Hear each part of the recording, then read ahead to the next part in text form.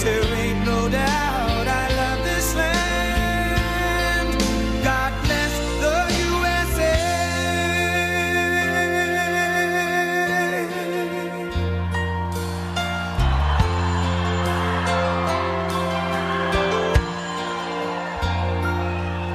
From the lakes of Minnesota to the hills of Tennessee, across the plains of Texas, from sea to shining sea, from Detroit down to Houston and New York to LA, where there's pride in every American heart, and it's time we stand and say that I'm proud to be an American, where at least I know I'm free, and I won't forget the men who died, who gave that right to me, and I gladly stand up next to you and defend her still today, 'cause there ain't no doubt I love this land.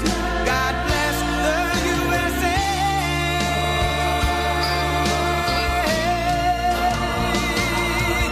And I'm proud to be an American, where at least I know I'm free, and I won't forget the men who died, who gave that right to me, and I gladly stand up next to you and defend her still today, 'cause there ain't no doubt I love this land. God bless the USA.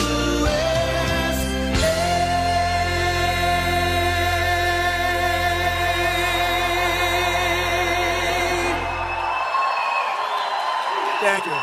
Thank you very much.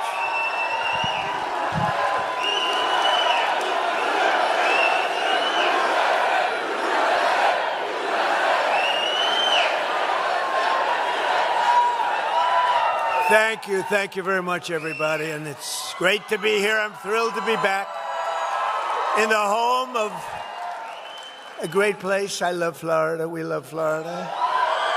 With all of the very proud, great American patriots of the Villages. Are we happy with the Villages? We like the Villages. Now, you know, I shouldn't be here. There was just an attempt. I won't use the word, an attempt, they say, on my life. I should be indoors at a secure facility where I can quietly, beautifully, and safely play out my term, destroying everything that comes in our way, like bad countries that want to get nuclear weapons. We'll take care of them. So they want me to be in a secure place. I said, what's more secure than the Villages? Here we are. Now, I heard the seniors were waiting at the Villages, and there's no way we got like 97% of the vote. Remember all those frauds? They said, whoa. Remember Sleepy Joe and Kamala? They came up, oh, we love you more than Trump. And you said, no, you don't. You don't love us more. You're a bunch of phony bastards. But as you know, this is the single largest community of seniors anywhere in the world, and frankly, it's the largest crowd you've ever had assembled. You know, it's very interesting. They built this, but when I first started, they didn't have this. We had a little tiny room, so we went outside. We had a tremendous crowd, but I don't know if you see what's going on. They have an overflow room that's bigger than this. Why the hell didn't I go there to start off with? What's going on? And then they have outside, they have thousands and thousands of people, and we love them all. We love them all. So we're here to celebrate a policy that benefits every American senior all across this land, and it's called No Tax on Social Security. It's done. It's done. You know, I took a poll at one of the events. I said no tax on tips, no tax on overtime, or no tax on Social Security, all of them. So let's do it now. Let's do another poll. no tax on tips, no tax on overtime, no tax. So what you do is you're going to cheer for the one you like the most of the three, all right? No tax on tips. No tax on overtime. No tax on Social Security.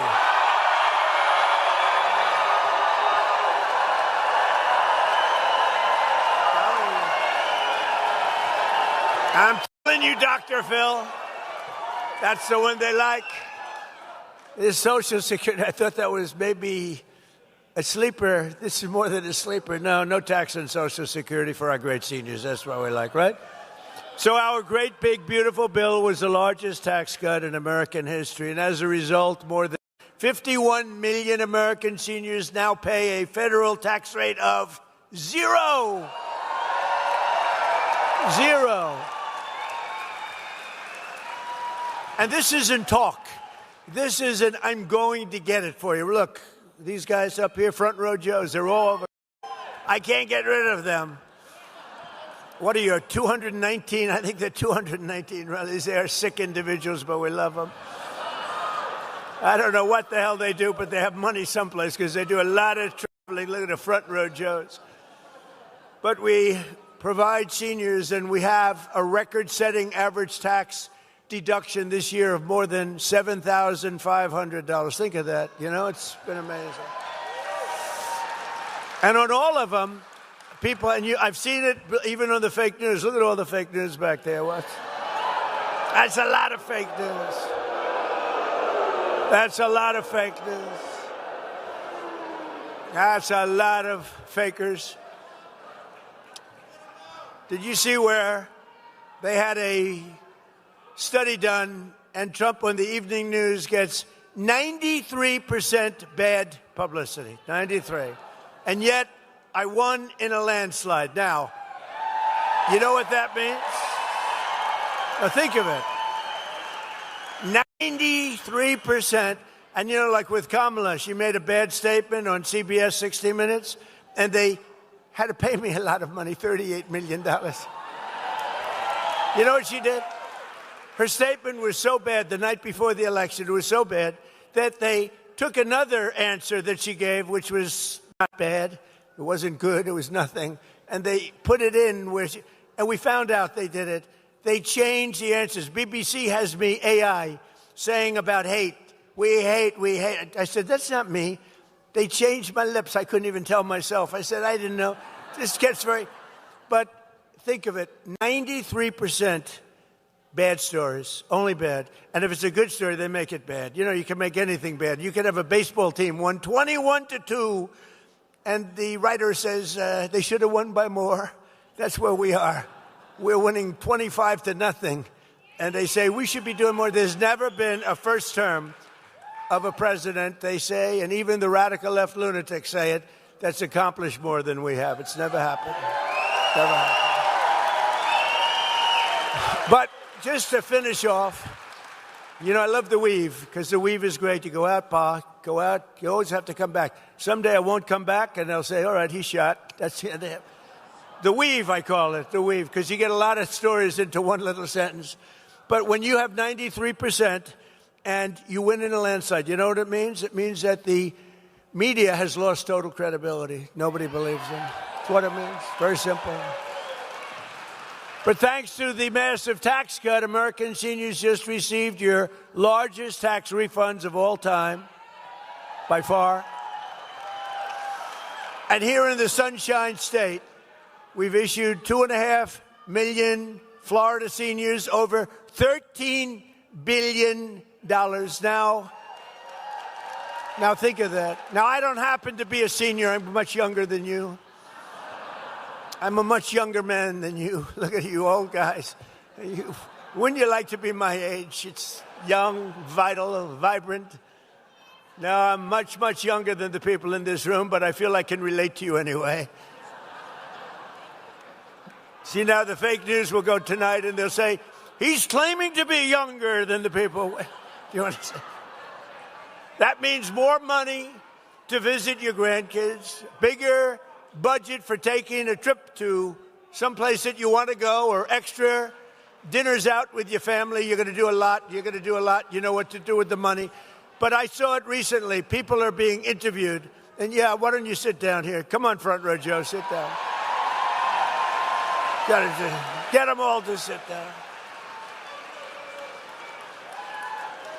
You know, it must be good when front row Joes still stand up after 300 or something, whatever the hell. They're still standing. That's pretty good. But it's been an amazing period of time. Our country is hot again. We have a great country again. We're respected as a country again.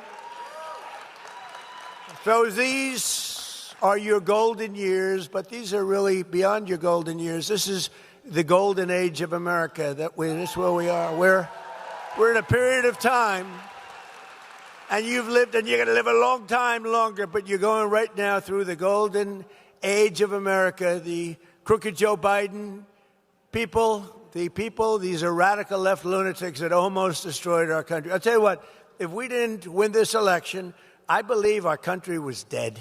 I don't think it could have sustained the open borders, transgender mutilization of your children. I believe our country, men playing in women's sports, they say that's an 80-20 issue. It's not. It's a 99-1 issue. The mutilization of your children, that's a 99-1 issue. These aren't 80-20.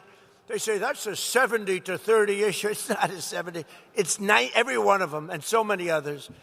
Frankly, look, they have the worst policy in history, but they stick together. Republicans have to stick together. If we stick together, we can't be, because we have great policy, common sense policy. Under crooked Joe Biden, American seniors were ravaged by the worst inflation in the history of our country, devastating the budget, senior citizens. You know, when I say the history of our country, I'm always criticized because they correct me. They say it was 48 years. It wasn't history. It was 48. And I think that sounds pretty bad, too. I actually think 48 years, it sounds more specific. It actually is better. So they say the worst inflation in 48 years. I say the history of our country. But you had the worst inflation we've ever seen. Prices soared. Health care costs skyrocketed as Biden and the radical left Democrats in Congress allowed 25 million illegal aliens to pour into our country. This was an invasion. An invasion of our country. Tell them to turn up the microphone, will you, please? Turn up the mic.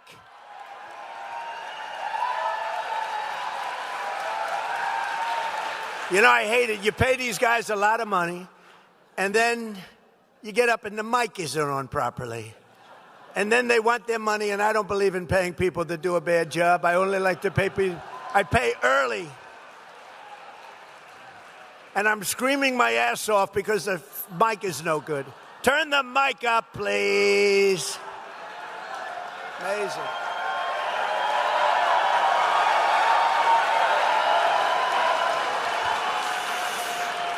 But all of that changed the day I took the oath of office on January 20th, 2025. Under the Trump administration, we're standing up for American seniors like no president has ever stood up before. And just as I promised, we're strongly protecting Social Security and Medicare, and we always will. We have a man here who knows more about Medicaid, Medicare, medical crap than any human being. Where's Dr. Oz? Where the hell are you? Stand up.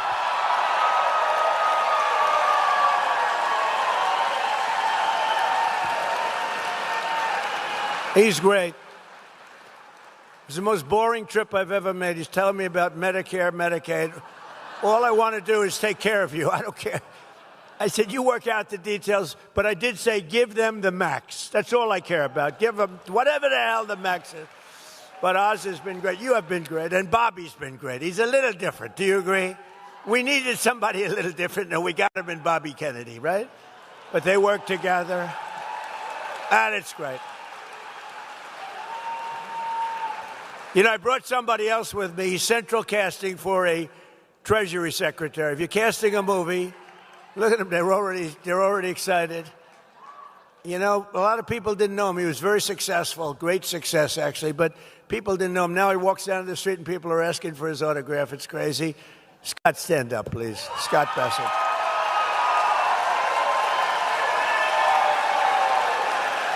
They wanted to be here. You know, I gave him an option. I said, I can meet you guys later. No, you're going to the villages. We want to be with you, so it's sort of cool. We got a lot of celebrities here, actually. But together with the Republicans in Congress, we've removed nearly 300,000 illegal aliens from the Social Security roll. And we've removed more than 100,000 migrants from Medicare eligibility. 100,000, and the number's going up. What we're really doing is saving Social Security because it was so rife with fraud, and the Democrats didn't care. They couldn't care less. All they care about is Trump derangement syndrome. They are sick. They are lunatics. We're dealing with lunatics. You can do, but I've learned, you know, with time, I've learned, if I want something, I go the opposite. In other words, if I want the wall, I say, I will not, under any circumstances, build the wall. And they give me all the money I want.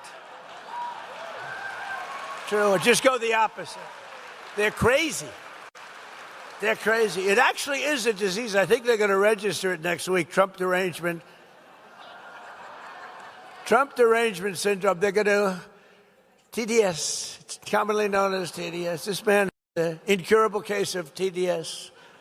To further stop Medicare and Medicaid from being looted by criminals and thugs, we've launched a war on fraud. You've been watching it in the papers. We're all over Minnesota, California, all over the place.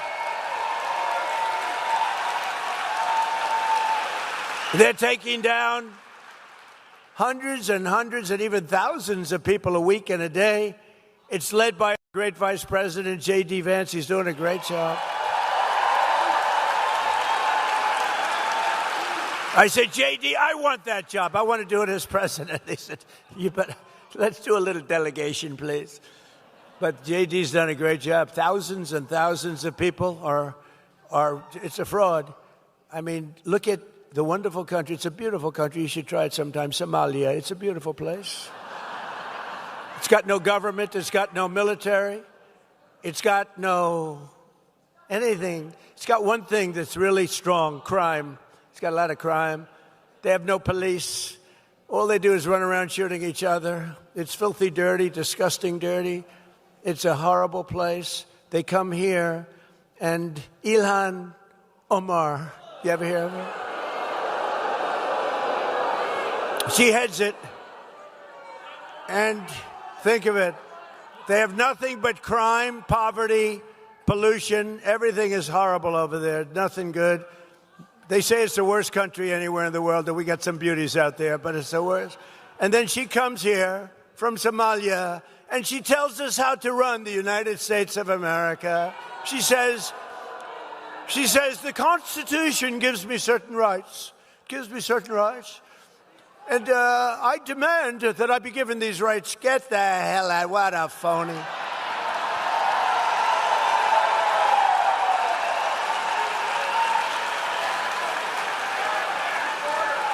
And then she married a brother to come in. I don't know, you're not. But I would imagine they're looking at her. I have nothing to do with it. I would imagine.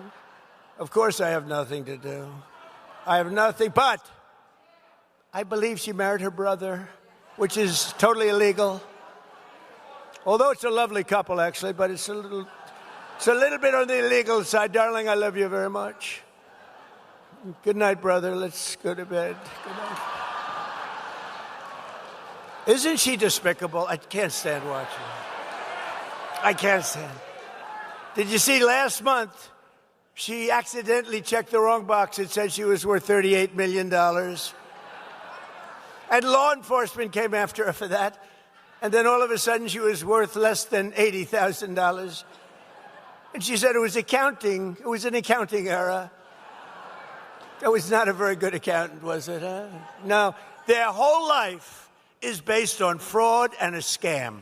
The whole thing is a scam. And we ought to get those people the hell out of our country.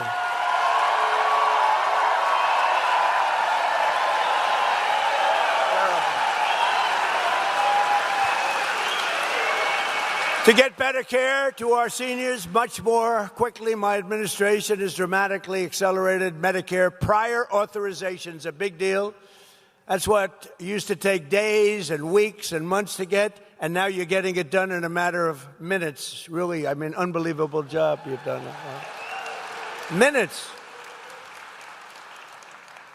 And we have a big search for fraud. Very little. You know, when people get arrested all over Minnesota, all over California, wait till you see what we're coming up with in California. Gavin Newsom is not good.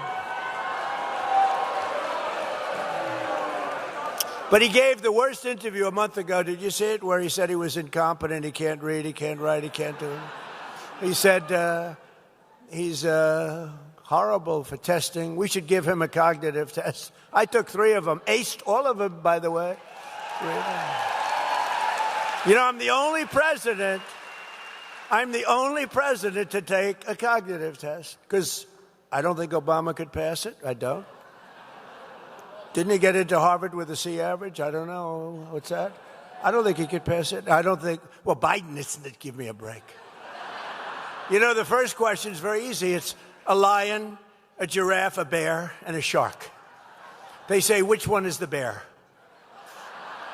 And everybody says, 30 questions. Everyone says, very standard. It's a very standard test, but very tough. Around those last 10 questions, not too many people, even in this very room, unlike Newsom, I'll say, this room of geniuses. He said, I'm in a room of dumb people. That was not good. That was not good. You know what happened to him after that? It wasn't a pretty, but I'm in a room of brilliant people, but a lot of you wouldn't have been able to answer those 10 questions. And when I got the score in the test, the doctor said, wow, I've never seen, you know, you have 5 doctors lined up. They're all over the place. I said, should I take it? You know, I've had different phases. They've said, he's a mad genius. I didn't mind that too much. Then they said, he's a horrible human being. I don't like that much. Then they said, he's really not a smart person at all. I really hated that.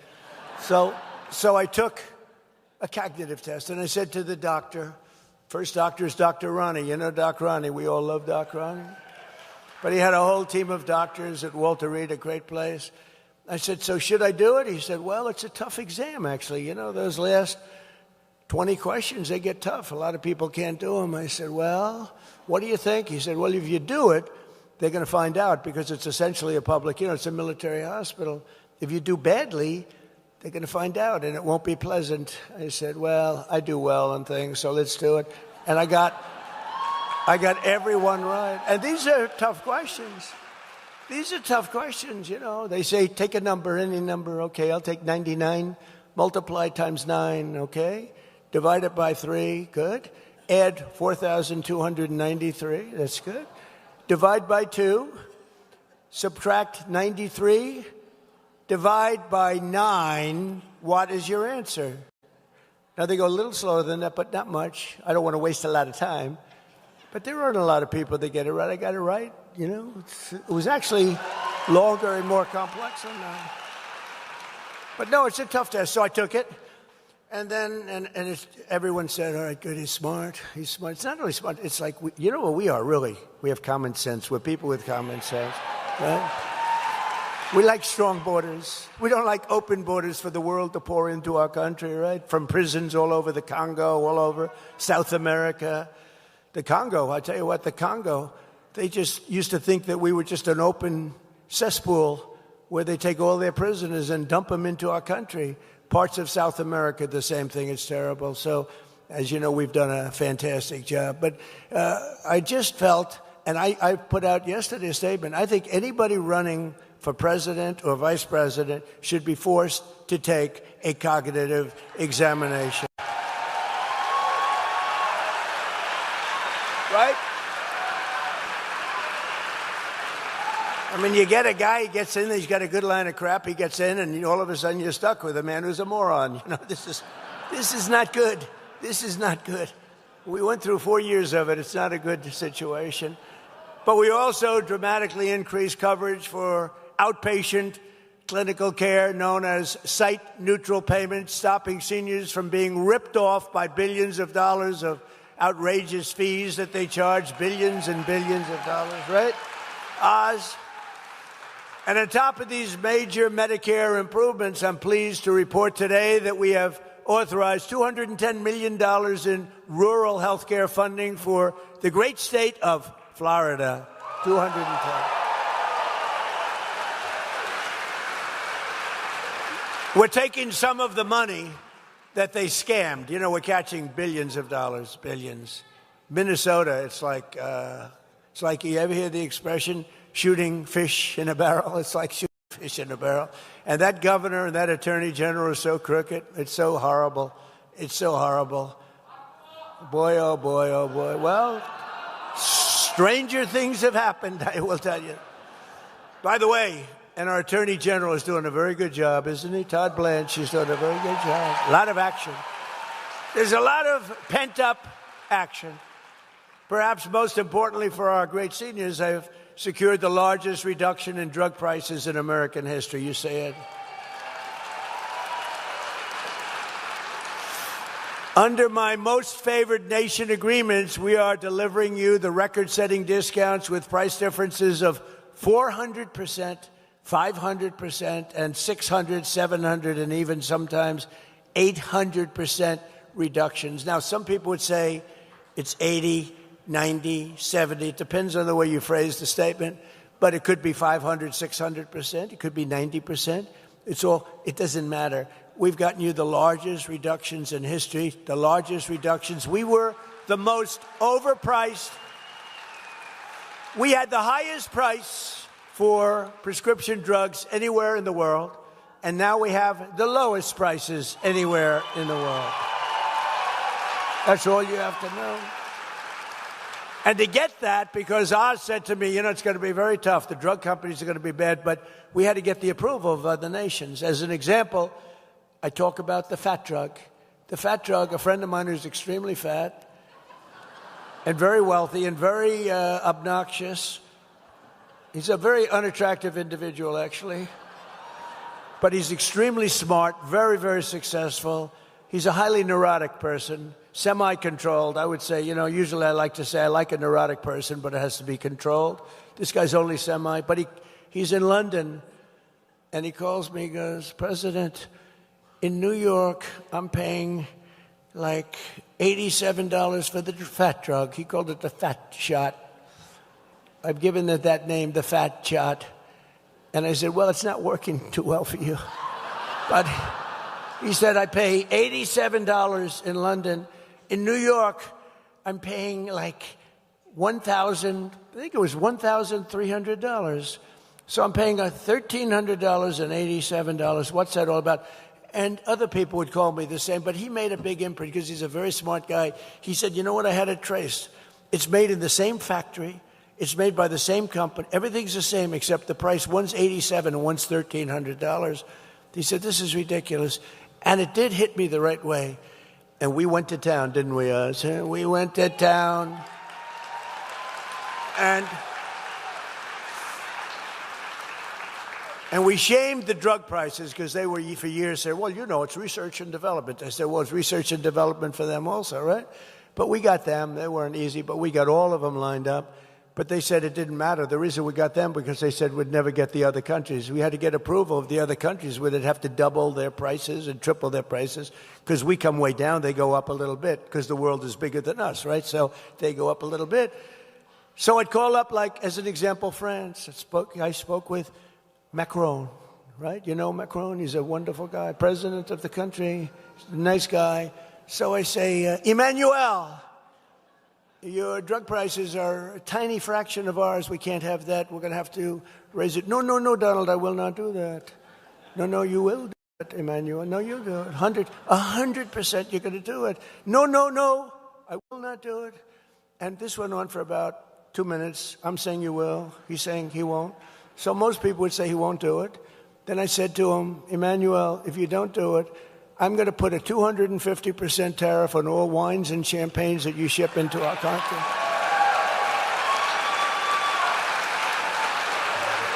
And he said, Donald, how dare you? You should not do that. You cannot do that. And I said, no, I'm going to do it. Okay, you have a deal. That was it. And I told Oz couldn't believe it. He couldn't believe it. And we had the same thing with Germany. We had the same thing with other countries. I said, look, you're not going to do it. We're going to tariff the hell out of you at double the number that you're talking about. And they all agreed. Every one of those countries agreed. And now you have the lowest drug prices anywhere in the world from the highest.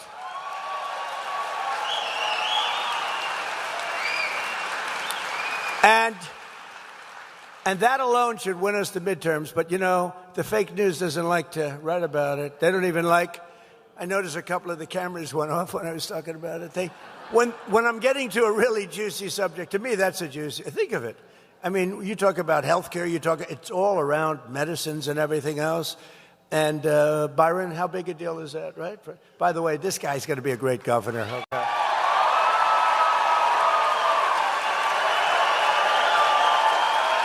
Going to be great. Ag commissioner, you just stand up. What a job he's doing. What a job he's doing. My ag commissioner, who I endorsed a long time. So I just want to thank you all. You guys are doing a great job. Byron, you're going to be fantastic. We have somebody named Ashley who's very respected. Will you please stand up? Senator, our great senator. I suppose you're all leading like a lot. But remember, make it too big to rig. You got to go out and vote. Don't assume anything, you know. We did great in the second election. It was a rigged election, but we did great. And I said, well, I had the ultimate poll because we won the second election by a lot. So that's a good poll. So we did it again. And I said, too big to rig. You got to make it too big. They showed me leading by a lot. I said, don't be fooled. Just go out and vote because they are cheaters. They cheat like hell. But all of you have to do, and really what you want to do is Trump, and I didn't name it.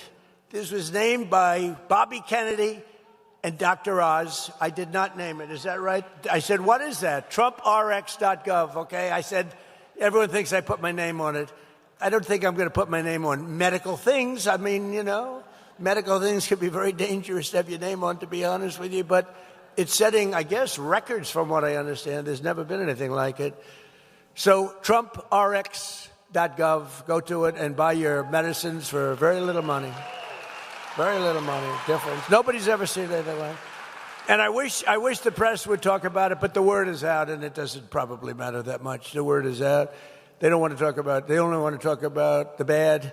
But this is really something that's special. I'm very proud of it. Today, I'm thrilled to announce that starting on July 1st, we will also provide Medicare patients with the coverage for weight loss drugs like Ozempic, Zepbound, Wegovy. It will be available for $50 a month. $50. Wow. Now think of that, $50 a month. So if it was $1,300, now it's $50, and the $1,300 doesn't cover a whole month. So it's really even more than that. So it's now down to $50. So that's where you get it. And also, and you remember when I cut insulin and I got it down to $25 insulin, it was $2,000. And that was before this. That was before this. I'm so glad you mentioned insulin. You know, when I got insulin done, it was at the end of my term, and I got it done, but it doesn't kick in statutorily for 2 years. And I said, I better win the election. This is going into the second election, because what a job I did. And, you know, insulin was at like $1,000, $2,000, $3,000. I got it to $25, but it kicked in. It kicked in about a year and a half, 2 years later. Statutorily, you had to wait a period of time and all of that nonsense. So I said, boy, I better win, because if I don't, some guy is going to take credit for something that I did that they could have never done. Lo and behold, the election was rigged. And I saw Biden a year later standing up there saying, I did a great job on insulin. He doesn't even know what the hell, he had no idea. And I was standing there seething. I was watching television. You know what it is to seethe? I seethe a lot. But this is one of the times I was seething. Oz knows that. I was so angry. I said, I did it, and I didn't get credit for it. We did a lot of things we didn't get credit for, but I guess I did because here I am, I'm president. I guess I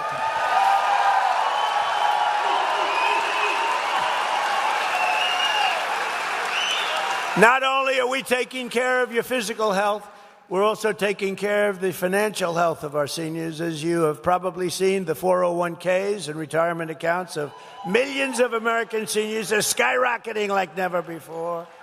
You know, we're in a war because I think you would agree we cannot let lunatics have a nuclear weapon. Do you agree?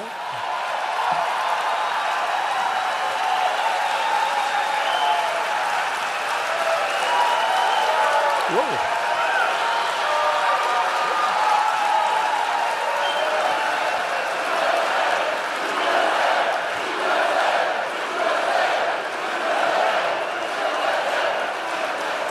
Because if you read the fake polls and things, it says, well, it's only a 20% or 25%. It's nonsense. Look at this. I'm talking about all these things you're getting, and you stand up when I talk about you can't let Iran have a nuclear weapon. We can't. But I did something that was, I don't know, foolish, brave, but it was smart. I would do it again, but I thought the numbers would be much worse. I thought the stock market would go down much more. I thought the oil prices would go up much more. I said, but we have no choice. Whether it does or doesn't, I have to do what's right. We can't let them have a nuclear weapon. So I called in Scott Bessent and all of my people, mostly my financial people, and I said, all right, folks, congratulations. We just hit the highest price in the history of the stock market. So I said the Dow would never hit 50 during my 4 years because it was too much of a raise. They thought 6, 7 years out, maybe it could hit 50,000. They said the S&P could never hit 7,000, right, Scott? That would be even more unlikely. Maybe at the end of the 4th year, but probably not. It would be 5, 6 years out. And we hit 50,000 on the Dow before the end of my first year. We hit 7,000 on the S&P before the end of my first year. The stock market is rocking and rolling. Your 401ks are at the highest they've ever been. I don't know how the hell you could be doing badly. But your 401ks are setting records. I have people coming up to me and saying, you've made me a hero to my wife. You've made me a hero. I've had numerous policemen. I had one guy from years ago because I did the same thing. We had the greatest financial markets in the history of our country in my first term. We're blowing it away now. We're blowing everything away. There's never been a country this successful in that sense before. But now I said, okay, you ever do this? Well, you're doing so well. I said, so we just set every record. We have the highest stock market in history. We have things that just go. And by the way, there are more jobs today in our country than at any time in the history of our country by far, right? So, but we have to think a little long term. And I said to Scott and Howard and all of the people that work for me, great people, Jameson, Greer, all of them, I called them in and I said, fellas, congratulations. We have the highest stock market we've ever had. Everyone's doing great. Oil prices were very low. They were 60 and 70. You were buying oil for $2 and even less. Remember, just a couple of months ago, you were at $2 and $1.85. In Iowa, it was $1.85 a gallon. I said, congratulations. Now I'm going to upset the apple cart for you because we have to take a little journey down to a beautiful country known as Iran. And we have to make sure that they don't have a nuclear weapon. We stopped them with the B-2 bombers. If we didn't do that, we would have had a nuclear weapon. Israel would have been blown to pieces. The Middle East would have been blown to pieces. I think Europe would have been blown to pieces. But under what we were doing, I said, look, we're going to have to make this journey. So it's almost like we built up this great thing, and then I said, now we have to break the eggs a little bit, and we have to go and do it. And the only thing that I'm surprised is that I really thought oil would be, Dr. Oz, we talked about it. I thought oil would be much, much higher than it turned out to be. I mean, it's not low. It's certainly not low. It's going to come crashing down as soon as this war is over, and they're getting decimated. They have no Navy. They have no Air Force. They have no anti-aircraft equipment. They have no radar. They have no leaders. Their leaders are all gone. It's very sad. Very fine people. But with all of that, I said, we have to do it. So I think you understand. But I am surprised. I thought the stock market would go down by 25%. I thought that oil prices would be at much higher than they are right now. They're not nearly as high as I thought. And we're going to, look, we're winning so big. We're winning again. Their Air Force is gone. Their ships are gone. They have a Navy, 159 ships. That's a pretty good Navy. Within the first week, 159 out of 159 ships are right now lying at the bottom of the sea. Their Navy is gone.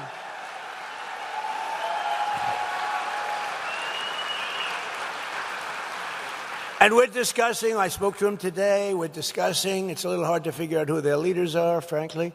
You know, their leaders are gone. The first set is gone. The second set is gone. Khomeini was gone. And they were pretty evil people. Not pretty evil. They were evil. They killed 42,000 protesters. 42,000. And in a period of 2 weeks, they killed 42,000 protesters. But we had to get this done, and we're really doing well. We're just winning.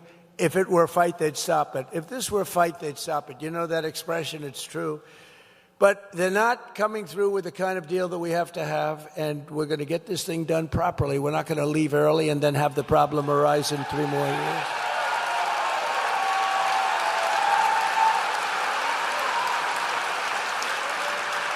Under 4 years of Crooked Joe, I go crooked and sleepy. Which is better, Sleepy Joe or Crooked Joe? Ready? Sleepy Joe. Crooked Joe. I love it. It's free polls. You know, if I went to a pollster, they're all phony. If I went to a pollster, I'd pay $1 million for that question. Give me $1 million, sir. And then they don't go to interview. They just put it down, whatever they want. You know? They say, we scoured the countryside. They didn't scour. They sit in their room watching television. They say, oh, let's give Trump a little bit of an advantage that makes him happy. Under 4 years of crooked Joe Biden, the average 401k rose at the rate of $875 a year. Okay, that's something, a little raise. But you know why he rose? Because of me with the 4 years that we had. Because after that, there was nothing. He would have gone down. They took over the momentum of what we created in the first 4 years, which was incredible. Under Trump, so it's $875. Under Trump, the number 875 is the rise $30,000. So it's 875 versus $30,000. For seniors, that number is $50,000, $60,000, even $70,000 or more a year. That's what you went up. And just yesterday, I signed an executive order that will, for the first time, expand matching IRA contributions to the millions and millions of Americans who lack employer-sponsored plans. Obviously, some of you. And starting next year, every citizen will be able to go to TrumpIRA.gov and sign up for a high-quality, low-cost IRA so that everyone can benefit from the rising stock market. Go sign up. These are all things that people have been talking about for years, right, Scott? They've been talking about them for years. In 4 years, the Biden administration got less than $1 trillion of new investment. So in 4 years, he got much less than $1 trillion people investing in the country, other countries, other people. In my first 11 months, we secured commitments for more than $18 trillion now pouring into our country from all over the globe. Think of that. Think of that. Less than $1 trillion in 4 years, and 11 months. Of 12th month hasn't come out yet. We've been that long enough. But in 11 months, $18 trillion. So that's 18 times more, but think of it. It's really almost 100 times more if you really multiply it out properly. A short time ago, we were a dead country. Now we're the hottest country anywhere in the world. Congratulations. Core inflation has dropped to a 5-year low. And I tell you, the only thing, we got a little raise with gasoline. It's going to come down lower than what it was. Don't forget, we had that gasoline down to $2 and below $2 in many cases. It's going to come tumbling down. There is so much oil out there. It's pent up. It's locked up in the Strait of Hormuz, a beautiful place. It's, I think they have close to 400 ships loaded up with oil. When all of that gets released, when all of that comes out, these people tried to hold up our country for years and years, the world, by closing up the Strait of Hormuz. When all of that stuff comes out, you're going to see prices dropping on gasoline like you've never seen, and all of that, electricity, gasoline, anything having to do with energy. Grocery prices are way down. Used car prices are way down. Look at eggs. Eggs are down by 4, even 5 times. Remember when I took over, eggs were so high? Remember my first news conference as president of second term? 2 days in, I said, ladies and gentlemen, do you have any questions? What about eggs? I said, what? Eggs. Egg prices are 4 times higher than they were a year ago. I said, I just got here. I've only been here for a day and a half. And we had a problem with eggs. The prices were through the roof. I got them down to now they're lower than they were at the lowest point 4 years ago. Think of that. But I got them down. Does anybody write about it? No. That's why I like doing speeches. You know, they don't write about it, so I do speeches. That way I can talk about it. Sometimes you got to do it yourself. Earlier this year, I directed Fannie and Freddie to buy, you know what that is? Well, where's Bill? Where's Bill Pulte? He's around here someplace. He's done what a great job. He's created $1 trillion value. Look at him over there. He's jumping. Smart guy. During my first term, I was offered, sounds like a lot of money, but it's very little compared to what, less than $100 million to buy Fannie and Freddie. And I said, nope, I don't want to sell it. Don't sell it. They wanted to sell it so badly. And now it's worth over $1 trillion. If I would have sold it, I would have felt like a schmuck, you know, to be honest. It's worth over $1 trillion. What is it, about $1 trillion now, right? He says higher. No, we could have sold it. We could have given it away for nothing, practically nothing. So I directed Fannie and Freddie to buy $200 billion in mortgage bonds, bringing interest rates plummeting down from nearly 8% under Sleepy Joe and 6% even lower. And don't forget, we had a hostile Fed. We had a guy, too late. We call him too late. He's too late with interest reductions. Jerome Too Late Powell. We had I haven't figured out, is he a bad guy or a dumb guy? But it doesn't matter. The end result, he's either dumb, bad, maybe he's a combination of both. But in any event, because rates, we would have had them even lower, but we've done great considering that we're fighting. Now we have a great Federal Reserve chair coming in, and he's going to be fantastic, Kevin Warsh. We've reduced the annual cost of a typical new mortgage by $4,000. Think of that, $4,000 a year after decades of other countries stealing our jobs and plundering our wealth, taking advantage of our country like we're a bunch of fools. Thanks to our strong policy on tariffs, I love those tariffs. We cut our gaping trade deficit by 55% this year alone. So we had a trade deficit with massive when I took over. And if you cut it by 1%, 2%, you're considered like a genius. I cut it by 55%. And next year is even better. And that's despite the Supreme Court making me do the tariffs a different way. I cannot believe they did that, but they did it. They shouldn't have done that, but it doesn't matter. I'm doing it a different way, a little more work, a little more time. Pay back $159 billion of the money that you got in. But we're doing it. It's actually very solid. It's 100%, can't be challenged. And we informed the very beautiful country of Germany that because of the fact that they and other European nations have not adhered to our trade deal. They haven't adhered to our trade deal. We have a trade deal that Scott and me and Howard and all our great people, Jameson, we all did a great trade deal, but the European Union has not adhered to it. So we've increased the tariffs on all cars coming into the United States by 25% and trucks. Knowing that if Mercedes and BMW and the truck companies and all of the people out there that send stuff in and didn't pay anything for years, they ripped us off, they took our jobs away from us. Not anymore, it's the opposite. They're all coming back. You know, factories are pouring back into our country, but they're all coming back But we informed them that we're going to charge them, we're going to increase their tariff to 25%, knowing that if they build their plants in the United States, there is no tariff. They have to hire our great American workers, and there is no tariff. Think of it. And we've added now, we are now building AI plants all over everything. But we have part of that $18 trillion. But we have more construction going on in plant, what they call plant and equipment, than we've ever had before, in car plants. We had a period of time that for 25 years we didn't build one plant. They took our car industry away. It went to Germany, Japan, Mexico, Canada. It went to the European Union like crazy. Germany, think of it. It went to the European Union. We went for a period of almost 30 years with barely building a plant.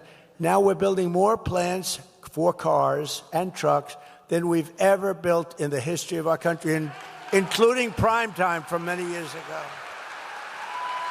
They're all coming back because they don't want to pay tariffs. Very simple.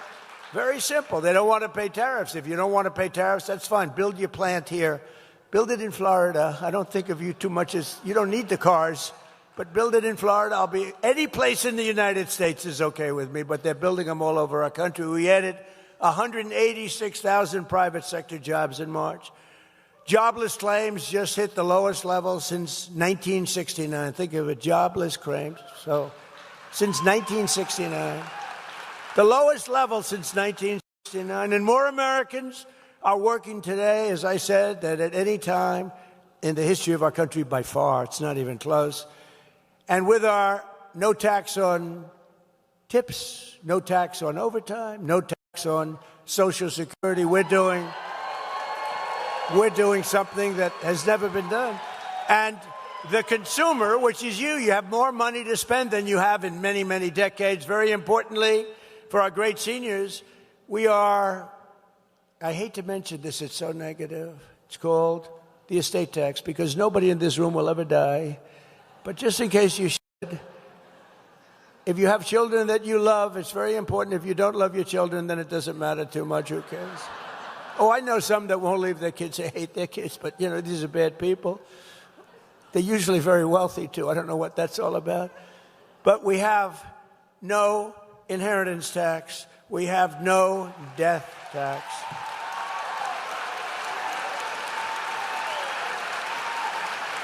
Who really affects is the farmer, the small farmers, medium-sized farmers. They're called land-rich, cash-poor. That beautiful land that's very valuable, but they don't make tremendous income.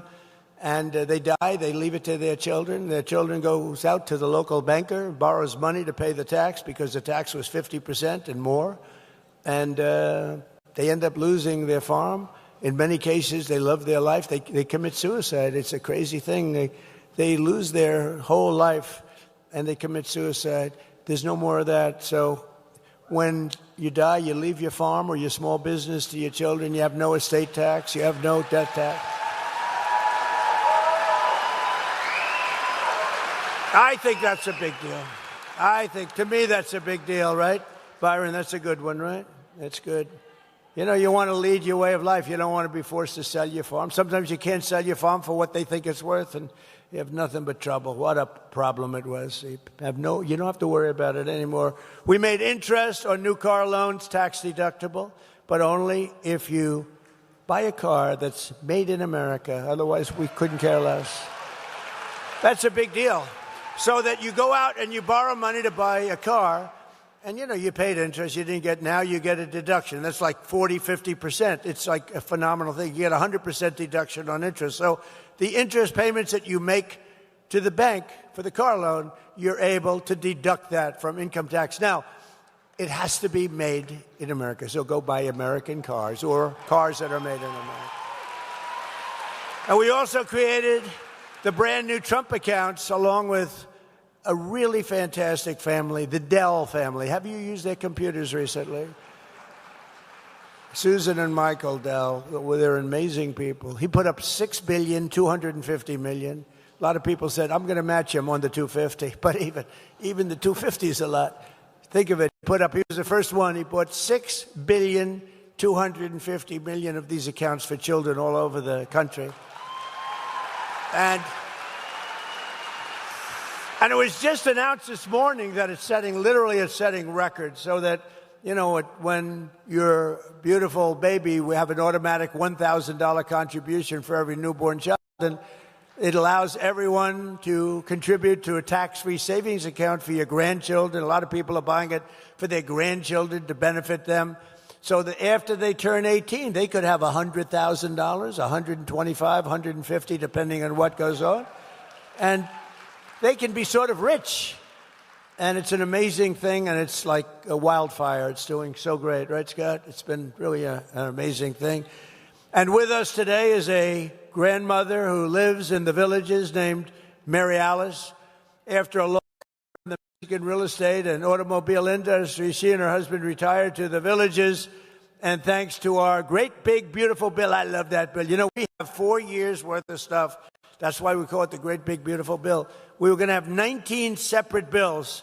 And I said to Mike Johnson, John Thune, I said, fellas, the Speaker of the House, head of the Senate, I said, let's try for one big, beautiful, because I don't know, these Democrats are crazy. And it was early. We had a little bit of a honeymoon, just a little tiny bit.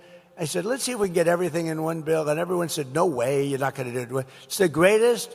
It's the biggest thing ever passed in the history of our country, the Great Big Beautiful. And it should be called the Great Big Beautiful Tax Cut Bill.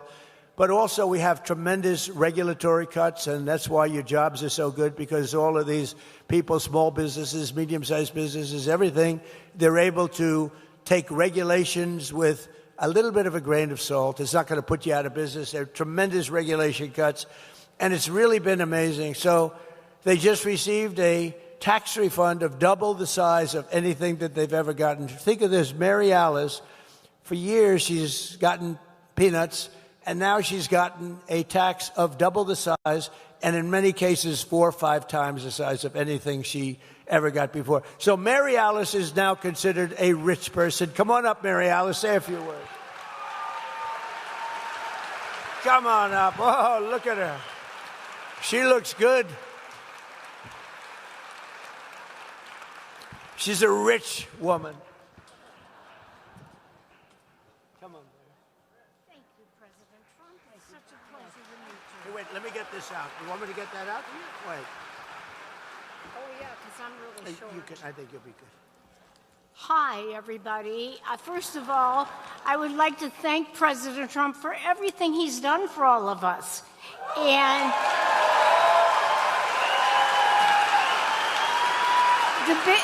the big, beautiful bill helped my husband and I so much this year. We were so shocked when we picked up our tax return and the accountant told us how much money we were getting back. We were just thrilled. It was double what we thought we would get. We ended up using some of that money to pay for a new roof. Now, we all know we live in Florida and we all need roofs. So we were able to use some of that money for the new roof, and we're thrilled that we were able to do that, and we didn't deplete our savings account. So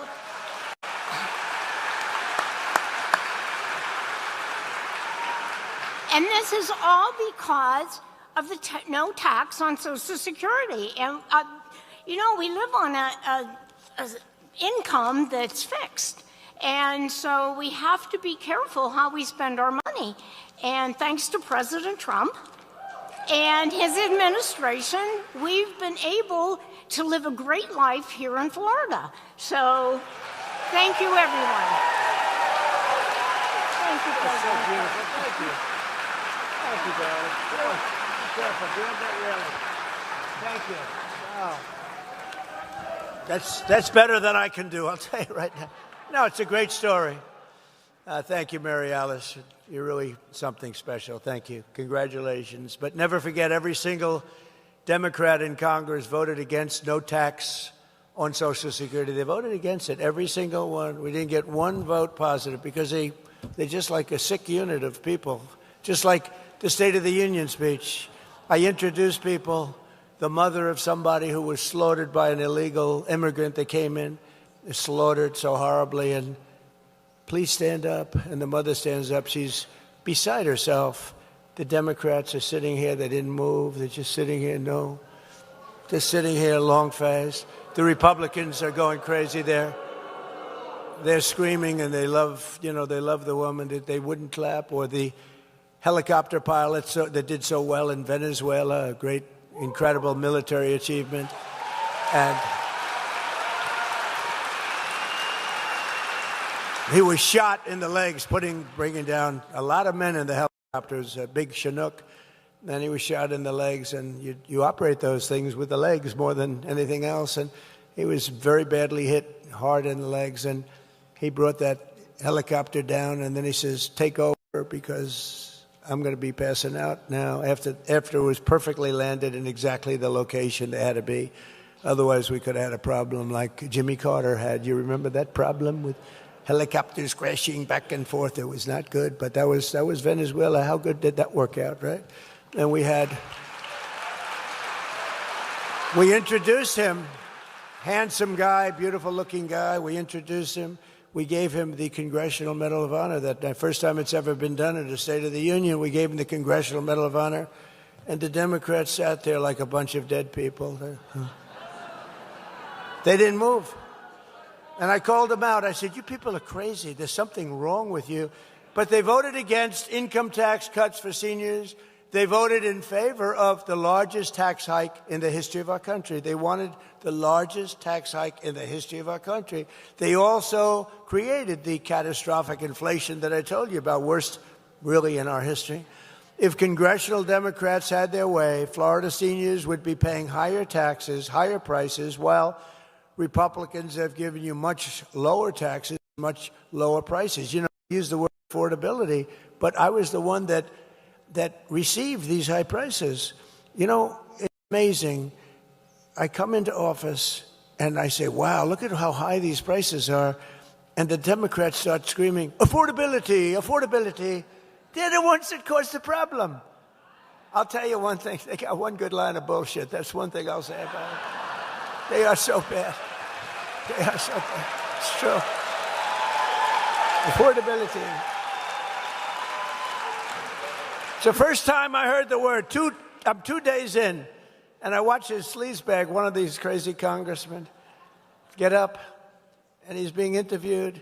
He said, affordability, prices are too high. I've just got there.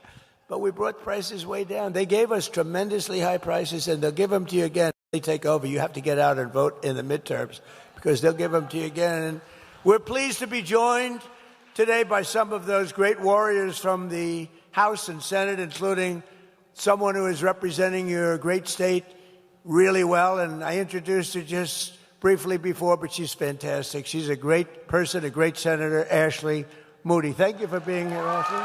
Thank you, Ashley.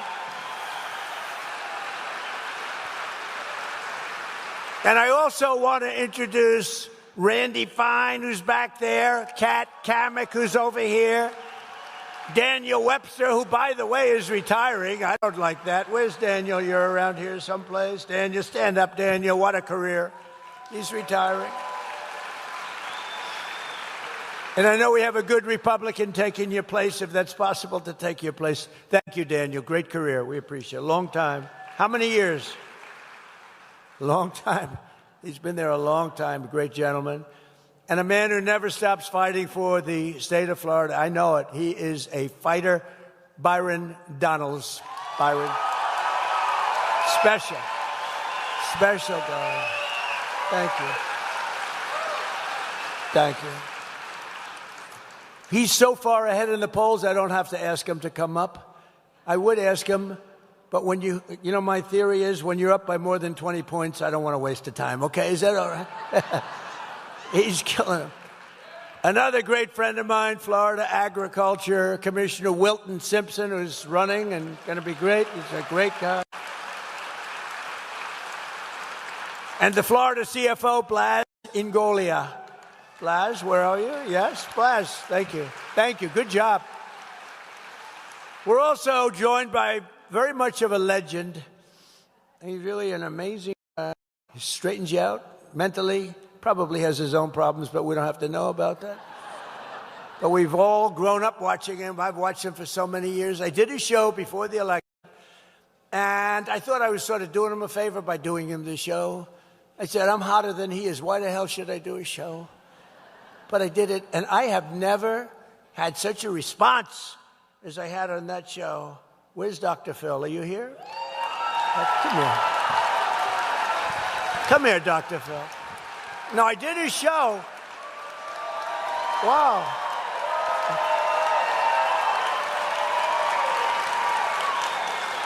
Come on up here, Dr. Phil. Get up here. Give them a little lecture, but very short. Give them a little lecture on life. Talk about life for 2 minutes or less.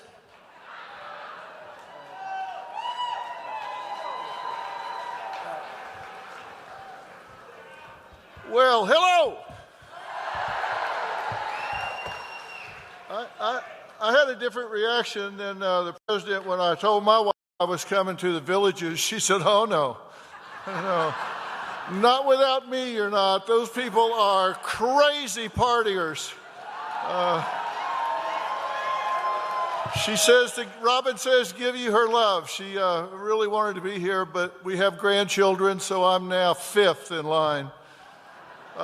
By the way, Mr. President, I've given that cognitive test that he took. I used to administer those, where you give them 9,000 divided by 2, 6, 7. I recall one guy did that about the president's age. Took about 6 minutes to go through it. I said, so what's your answer? And he said, a small wire-haired terrier. So great that he got that done. No kidding. Listen, I really do want to take a chance to talk about this a little bit, because what the president is doing here is really something you got to think about differently. He's restoring trust between Americans and the government, because you understand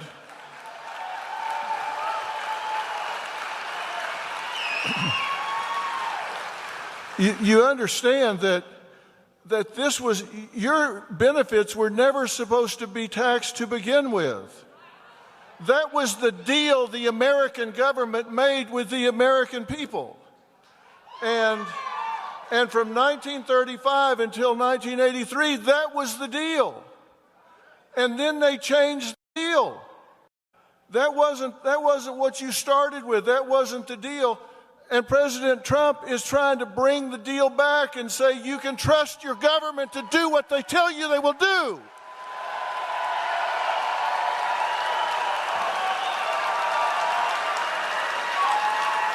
President Trump is fighting to restore trust between Americans and the government. And he's trying to right a wrong here. One of the things that President Trump does is he tries to solve problems that nobody else is even working on. They're not even working on this stuff, and he's solving those problems. He's solving the problems other people, they're not even working on. This taxation is double. It's double taxation. Workers pay their 6.2% with after-tax dollars, and then are taxing them again, which is patently unfair. You're paying taxes twice. And he's not willing to say that. And seniors are vulnerable because you have fixed incomes and no ability to earn your way out of a broken tax promise for a tax burden. And he's fighting for that so you don't have to do that. And I think everybody should recognize he's fighting for something you can't fight back for. And that is so important. And it's really critical that this simplifies everything. And people will say, well, it's going to cost money. That was the deal. That was why they changed the deal. It didn't have anything to do with taxes. It had to do with trying to increase revenue. If we'll just let him go track down the fraud money, it'll more than pay for this 10 times over. It will more than pay for this to stop the fraud in America. Stop the fraud in America.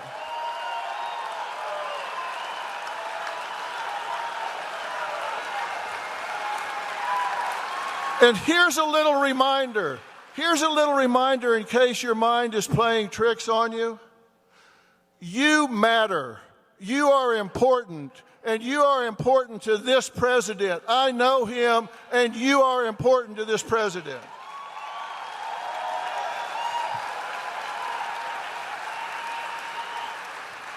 And I will tell you a quick story. We win. The end.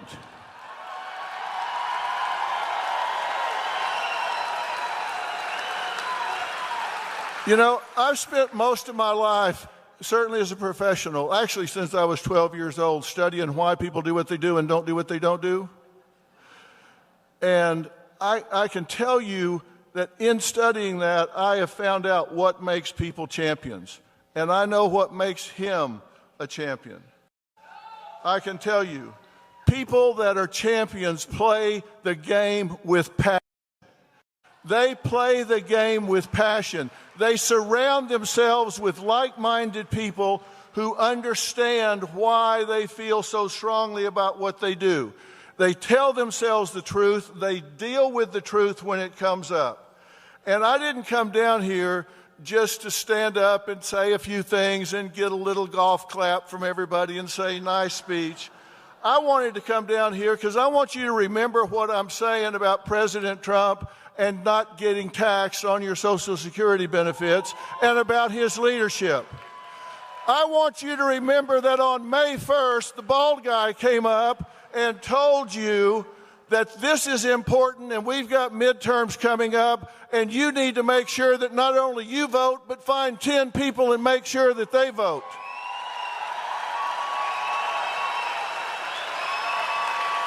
Because we have a president that stopped apologizing for America and started taking pride in this country. I don't want you to just hear me. I don't want you to just hear me and give me a little golf clap. I want you to hear me and say, on this day, we decided we are marching for the USA. We are marching for the USA, and we are marching for this president. March for the USA. March for the USA.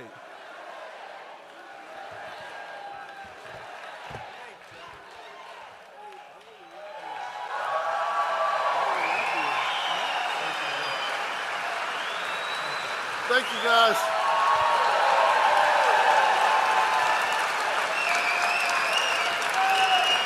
That was a good job. Thank you, Phil. That was great. So just in finishing up, I just want to say, Phil, that was fantastic. Thank you. So true. You weren't supposed to be paying those taxes, but now you're not. So today we delivered the huge win for our great fishermen and anglers here in Florida. I don't know how many people fish. Does anybody fish? We've just officially approved something they've been looking for a long time, all state permits for the 2026 red snapper recreational season. For years, our great fishermen have been punished with very short federal fishing seasons despite record high fish populations, and the states are begging, they're just begging, and the people are begging to get going. We want to go fishing, and the incompetent Biden administration tried to shut down the oceans for our fishermen. We love and respect our fishermen. Unlike the Democrats, we'll only do them good. So to all of those who fish red snapper and other fish, Trump and NOAA are delivering for you, so just enjoy it. We're all set. It's all done. You got fish. If you catch some extra fish, enjoy it. We've got plenty of fish. There are a lot of fish in the ocean. I don't know where they came up with that one, but there's a lot of fish. You know, the environmental catastrophes that they've done to this country is just terrible. Starting on day one, we took the most dangerous, unsafe, violent, and open border and created the most secure border in the history of the United States of America, with 0 illegal aliens having come into our country in the last 11 months. 0. In 2025, we achieved the largest drop in the murder rate ever recorded. I hate to even say it. It sounds like sort of terrible, but think of it, the murder rate. Who talks about that? But crime has gotten so bad during the Biden administration. It was the largest number of murders that we've ever had. Now we had the lowest number of murders in our country in 125 years. Think of that. All the way back to 1900. We cut the flow of fentanyl across the border by 63%. Think of that. And it doesn't come in at all by water. I wonder why. By water, we're down 97%. And we're all looking for the 3% because we consider them the bravest people anywhere in the world. You saw what we had to do.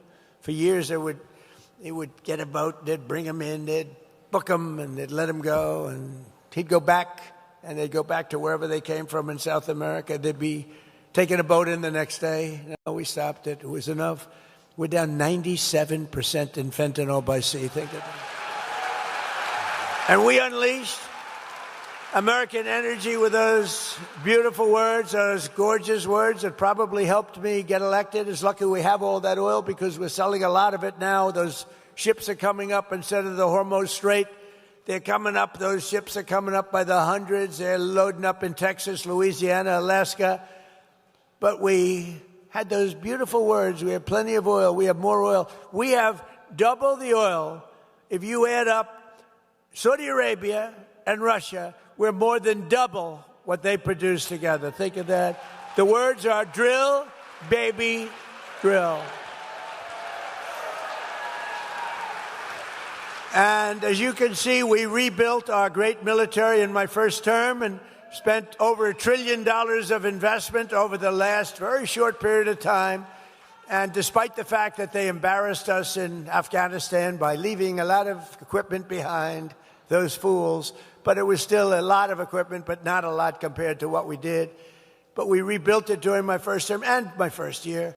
And I didn't know we'd have to use it this much, but if you look at what we've done, I mean, Venezuela is considered one of the greatest military movements in history. There's never been anything like it.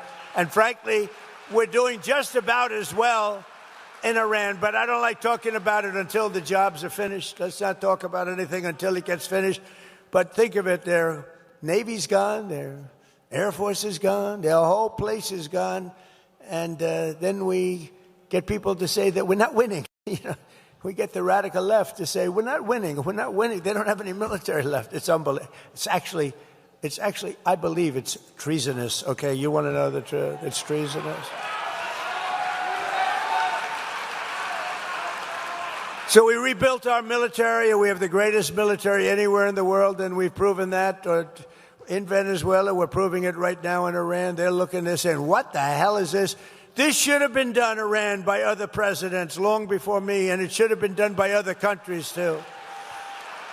And we got no help from NATO. We got no help, zero from NATO. You know, we spent trillions of dollars on NATO. We got no help. We didn't need it, but we got none. I said, would you like to come? Yeah, you're fired. He said, fire him. No, they know they got problems. No, it was a paper tiger. We got critical race theory out of our schools. We abolished DEI all across our federal government. Our people are prospering again. Our country is winning again. And America is respected again, perhaps respected more right now than ever before. And if you go back 1 year, 1.5 years, we were a laughingstock all over the world. We had a president that couldn't walk up a flight of stairs. The whole thing was ridiculous. Couldn't walk upstairs or downstairs. Now, I'm very careful when I say this because there'll be a day when I may go down, and I don't want to be too strong on that because if it happens, I want to just pop up and say, hi, everybody, how you doing? But he fell excessively. He fell more than any human. I think he set a record. Most falls in history. Nah, he was a laughingstock. The falls were the least of it. He was an absolute, what they did to our country. I'm telling you, we wouldn't have a country. We couldn't have stood another year of it. With the borders. Our borders were that wasn't people coming, that was an invasion of our country. 11,888 murderers, 50% of which, more than that, killed more than one person. These are the people they allowed into our country. The good news is we're getting them back, and we're getting them out. We're getting them out. And I want to thank Border Patrol, and I want to thank ICE for the abuse that they have to take from the Democrats.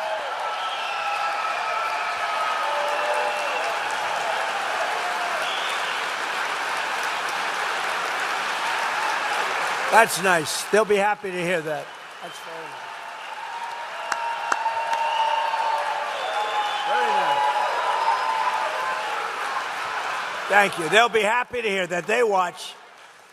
I mean, ICE, the job they have, Border Patrol, the job they have. Think of it, the border, 11 months, 0 people came through our border. 0. And those charts are made up by Democrats. They don't even try. The answer is, that used to be thousands, hundreds of thousands of people lined up trying to break into our country. Now there's nobody. You have these plazas, there's nobody in them. They don't, because they know they're not coming in. But the job that Border Patrol and ICE, and then they get ridiculed and defunded. They will defund your police. If they had free reign, the Democrats will defund your police. We cannot. This is what they're doing with ICE. This is what they're doing with Border Patrol. With the help of our Republican majorities in Congress, we will pass the great health care plan, stop all payments to big insurance companies, and give the money directly to the people to buy their own health care, which will be a much better health care at a much lower price than ours. You're working on that. It's one of the most popular things. The problem is that Democrats will not vote for it because they're owned by these big insurance companies. They're owned, lock, stock, and barrel. We want to pay the money not to the insurance company, but to the people directly to the people, a health savings account, directly into that account, and you go out and buy your own much better health insurance at a much lower cost. Money left over will crush violent crime. We have done an unbelievable job on crime. Impose harsh new penalties for repeat offenders, crack down on Marxist prosecutors, rogue judges, and end deadly sanctuary cities, which is basically only to protect criminals. It's a sanctuary for criminals. Then we will end one of the worst things that's happened in our country. It's just absolutely hurt our country so badly. No cash bail. They go in, they murder somebody, they're out on the street in another 15 minutes after going into a court. No bail, no cash bail as a disaster. We'll end it, and we will defend America's borders. We'll pass the Save America Act to protect our sacred American election. Because all voters must show voter ID, all voters must have proof of citizenship. And there will be no mail-in ballots except for illness, disability, military deployment, or travel. And we will also enshrine in permanent law no men in women's sports. And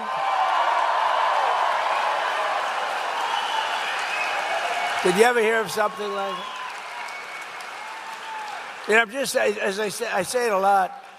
Can you imagine 15 years ago saying that? There will be no men in women's sports. People would say, he's crazy. There's something wrong with that guy. It's a real fight. I watched one of these local congressmen the other day saying, we must have men in women's sports. The whole thing is crazy. You ever see the weightlifting records? It's like a 112-pound difference. A record stands for 19 years. And a woman, great athlete, beautiful woman, slightly muscular, slightly, a little bit more than normal, but she's a great weightlifter and stood for 19. They put an eighth of an ounce on one side of the barbell, an eighth of an ounce on the other. She's going for Olympic gold, and she wants to qualify. It's easy. It's going to be easy. She's better than the other women. And she gets up and she works and she works. And my wife hates when I do this. My wife, our great first lady, how about it? She's a movie star now. Can you believe it? Terrible. I don't know if I'm happy about that or sad about that. But no, she had the #1 movie. You saw that, Melania. And then it was #1 streaming, and I said to her, no family can have 2 stars. What do you think about that, Dr. Phil? No family can have 2 stars, Dr. Phil. This is not a good situation. I don't like it. Dr. Phil would tell me I'm right, but don't say it. No, she's done a great job, but she hates it when I do the thing on weightlifting. She says it's so unpresidential. And she hates when I dance, too, at the end, too. She hates when I dance to what's sometimes referred to as the gay national anthem. You know that. She hates it. You know, that song was number 5 32 years ago, and it went to number 1 32 years later. There's never been anything like it. It never hit number 1. It was number 5 32 years ago, and it went to number 1 for months during the last months of the game. We love that song. But she goes, darling, please. You know, she's a very elegant woman. She goes, darling, please don't dance. It's not presidential. I said, it may not be presidential, but I'm leading by 20 points in the polls or something. But she particularly hates the image of me showing sweat and strain of the young woman trying to win the weightlifting contest against a group of women and one gentleman who decided to go on to the other side. He transferred to the other side. And transgender anyone? And she got up, and her mother was down there. Oh, her mother was so proud with the American flag, a little American flag, like, remember George Foreman, the great George Foreman, had that little tiny flag when he went. She had one of them too, and she was screaming for her child, who was a weightlifter, a real good one, and she got up, and she grabbed it. She grabbed it. Oz is a big physical fitness guy. And she got it. Come on, baby, you can do it. The mother's screaming. The father didn't care because he doesn't believe that his daughter can beat the person that's coming up next. The father's saying there's no way she's beating that guy. So she gets up and and she's ready. Now she's just got to do that fun. She's almost home. 1/8 of a pound more on each. 1/8, just a tiny little bit. Come on, darling. The mother's screaming like crazy. Darling, I love you, darling. Mom, I can't do it. Mom, couldn't do it. She failed. She was devastated. And then a young lady comes up, who was a young man just a little while ago. And he was actually a very poor, he was a weightlifter, but he was at one of the worst in the country. He was the lowest rung, about as low as you can get. So he transferred over to the other side. And he stood over that big barbell, and he looked at it.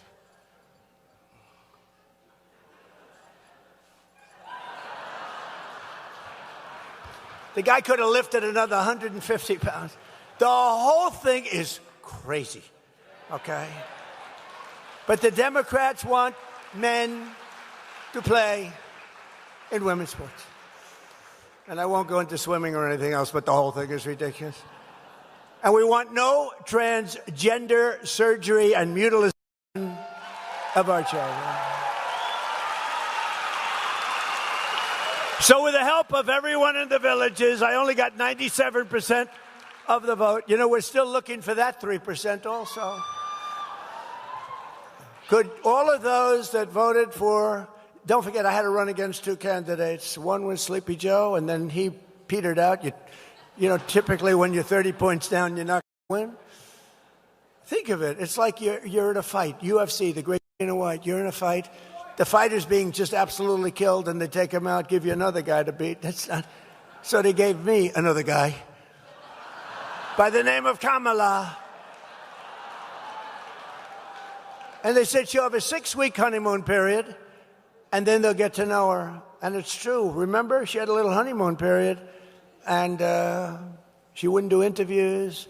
I said, there must be something wrong with her. Why wouldn't she do even favorable interviews like Dr. Phil? Dr. Phil would have done an interview. I don't know if he would have been so nice to her. Actually, he might have been tough. He might have been tough on her, Phil. But so then I had Kamala. We beat Kamala by a landslide. Think of it. We won every swing state. We won all 7. They said Trump could win 3 swing states and still win the election. He's leading by so much he could win.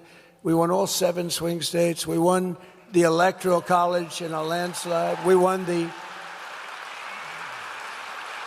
We won the popular vote by millions. We won the popular. You know, I hated the first time. We won the popular vote the first time, too, by a lot, by millions. But they had me down a little bit in the popular vote, and they'd always introduce me. Donald Trump, who lost the popular vote. This is the way I got to always introduce.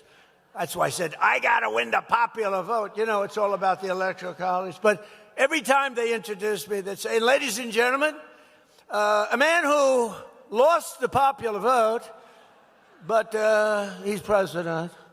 This is the way I got introduced, you know. So I said, I don't like that. So we won the popular vote by a lot. With all their cheating, that was popular vote AC. You know what AC means? After cheating. We still won it. Because they cheat like hell. That's what they do best. They cheat on elections. Look, if they did, in all fairness to them, if they didn't cheat, it would be impossible to win. You don't win when you have open borders, when you have men and women's sports, when you have the transgender, think of this, transgender mutilization of your children. Oh, please vote for me. I'm all in favor of transgender mutilization of your child. You don't win the kind of things, weak on crime, high on taxes. They voted against all of these tax cuts that we got you. They voted against. They didn't vote against because they thought they were doing something good. They voted against because I was in favor. Anything I'm in favor, I'm telling you, I'm going to run a much different campaign. I'm going to oppose all of those things that are really, really good. We're going to win. We're going to get such Democrat support, you're not going to believe it. They have no clue. But we're going to keep on fighting for American seniors. We've done more for the senior than any other person ever in this office. And we're going to keep on winning for America. We'll honor 250 years of independence, liberty, and freedom. We have it coming up. And we've made our country great. You know, we'll never, ever disrespect MAGA, Make America Great Again. But, you know, when you think about it, Make America Great Again, America is now great. So to say Make America Great Again, but I'm still not getting rid of MAGA. We're not getting rid because MAGA is the greatest slogan, the greatest branding, the greatest anything in the history of politics of any country.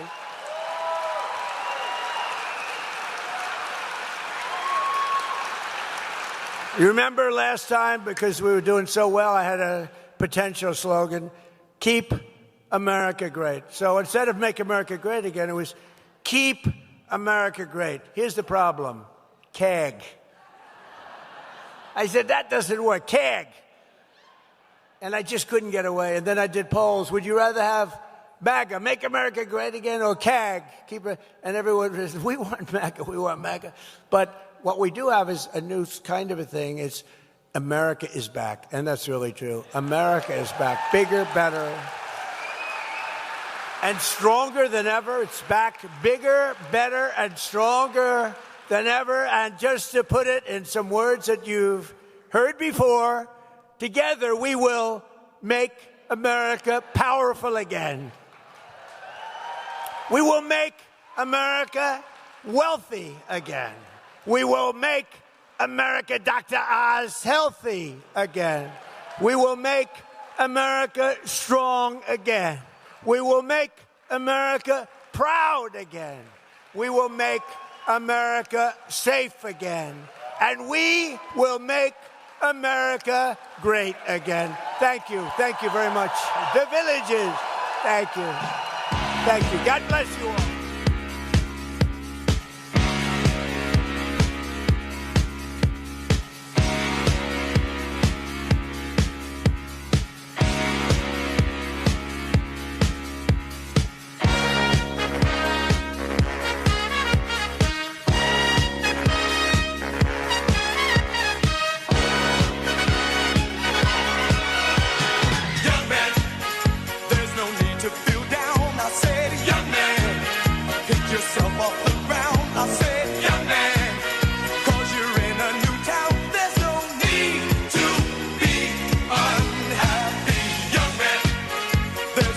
You can go.